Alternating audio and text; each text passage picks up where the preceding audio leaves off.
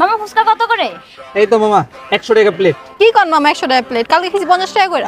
আরে আমার বাসার সামনে খাইছি 30 টাকা করে। আপনার কি মাথা সমস্যা? আচ্ছা ঠিক আছে আপা, আপনার গলিগা একদম 50 টাকা প্লেট রাখবো। আচ্ছা তাহলে 3টা দেন। আচ্ছা ঠিক আছে দিতেছি, খারাপ এলাম।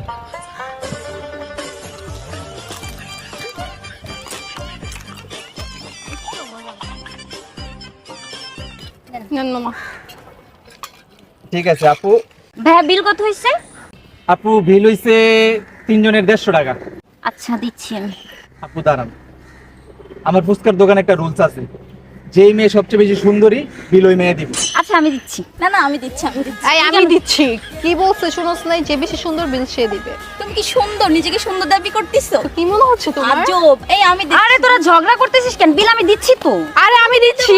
তো ভাই ভাইয়া কি বলছে শুনিস নাই? বলছি। আপু আপনারা 3 জনই সুন্দরী, বিলটা আপনারা 3 জনই দেন। ঠিক আছে আপুরা, বাই। চলো। এই আমাকে সুন্দর বলছো। বেডি মানুষ, এটি না থাকলে বিকা করে রাখে।